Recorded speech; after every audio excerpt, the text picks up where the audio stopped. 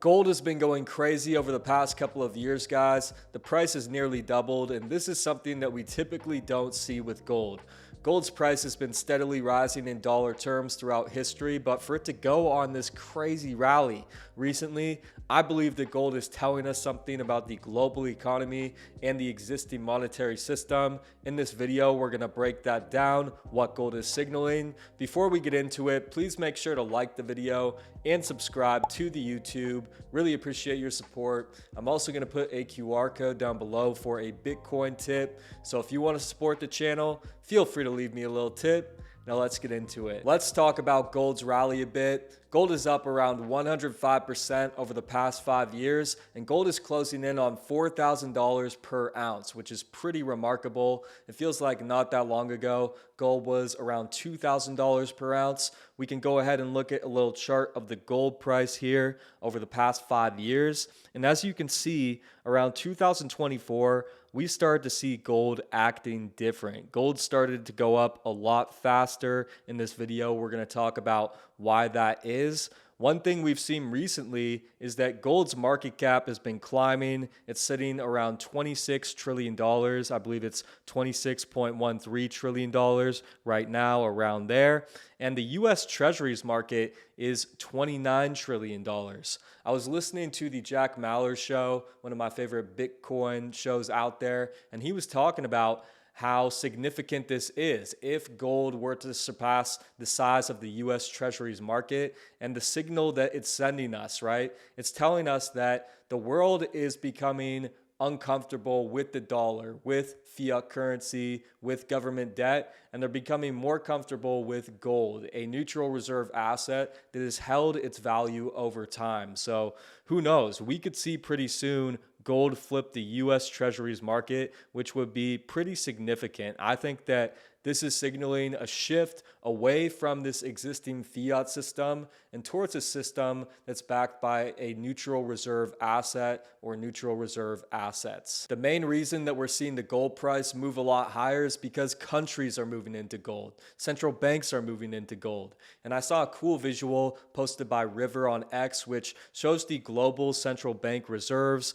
showing the holdings of gold, US dollars, and other fiat currencies. So if we look at that, it goes from 1980 to present. And as you can see, around 1980, we start to see the gold reserves fall for these global central banks. But now since 2020, really since we saw this great monetary expansion with the US dollar and the US national debt, we are seeing these global central banks moving back into gold. And I think that's because they don't really trust the dollar, right? It's clear that this fiat problem is only going to get worse. The debt's only going to grow. Inflation's only going to get worse. So we are seeing global central banks looking to move back into a neutral reserve asset that they trust. Clearly, this fiat experiment has failed. So this makes sense to me. I think that we will continue to see the United States as well as other countries moving into neutral reserve assets. And it's not just gold that's been performing very well.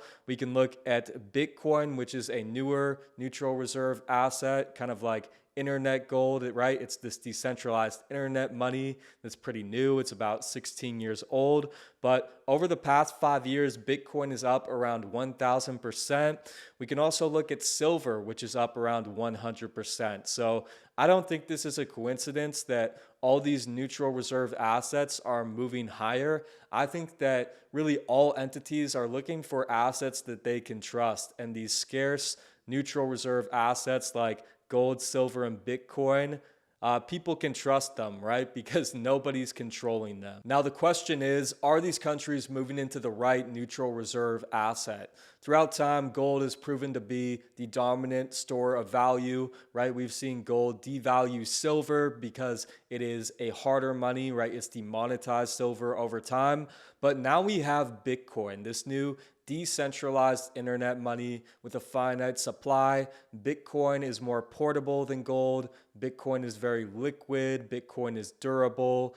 Bitcoin is verifiable. And I actually think that Bitcoin is a better neutral reserve asset. And we have seen Bitcoin appreciating a lot, but I think that over time, we are going to see Bitcoin eat into some of this gold demand, right? All these countries right now are moving out of US treasuries and into gold. I think that over time, we're going to see more countries moving out of US treasuries and into Bitcoin. They're also going to be moving out of gold and into Bitcoin. So this is something that's probably going to take time. I know that a lot of countries probably just aren't comfortable with the idea of Bitcoin yet. But as Bitcoin continues to appreciate, as countries continue to learn more about Bitcoin and really see the benefits of using an asset like Bitcoin, I think that we're going to see Bitcoin turn into more of a global reserve asset. So although gold has gone on this crazy rally as of recent, I actually believe that Bitcoin has a lot more upside, sitting at around a $2 trillion market cap. Now, I think that all of these neutral reserve assets will continue to go up in dollar terms as the dollar continues to depreciate, as the money supply continues to expand, and as global central banks move out of US treasuries and government debt and into these neutral reserve assets. The fact of the matter is that government debt is just not a good investment. And what gold is signaling to us is that people are losing trust in this fiat system, right? Since 1971, we've seen that the dollar is backed by nothing but trust. These US treasuries, right? The supply just continues to grow. The debt continues to grow. And clearly, the more we see fiat currency depreciate and government debt depreciate, more people are going to opt out and move back into harder money. And it makes sense to me that this system is going to fail, right? Really, I think that this existing fiat system is kind of a Ponzi scheme. It's a way to redistribute wealth by expanding the money supply and giving that money to different entities, right? The governments can steal wealth from people. So I think that it just makes sense that we're going to move back to a neutral reserve asset system where we are actually backed by hard money. I think that that's going to be Bitcoin. Some people think that that's going to be gold, but I think that it could happen sooner than people think. We have not seen a lot of demand for long-term US debt. We can actually go ahead and take a look at the US 10-year Treasury note yield here, and this shows it over the past 10 years. But as you can see, since 2020, we've seen the 10-year Treasury note yield moving higher. And I think that as inflation moves higher, we are going to continue to see a lack of interest in this government debt. And basically what's going to happen is the government is going to have to come in and buy the debt themselves in order to support the market. And how are they going to do that? They're going to print money. That's going to lead to these neutral reserve assets going even higher. So I think that eventually we just kind of get into this debt spiral with this system, and you're going to want to be in the best neutral reserve asset out there, which is Bitcoin. But I think that gold will perform pretty well in the short term. Although you're at a $26.13 trillion market cap, it's not like there's a ton of room to run from here. I think you have a lot more upside with Bitcoin. But that's going to wrap it up for this one. I think that it's time for you to move into neutral reserve assets. If you didn't like and subscribe, please make sure to do that now. Thanks for watching. I'll be back soon.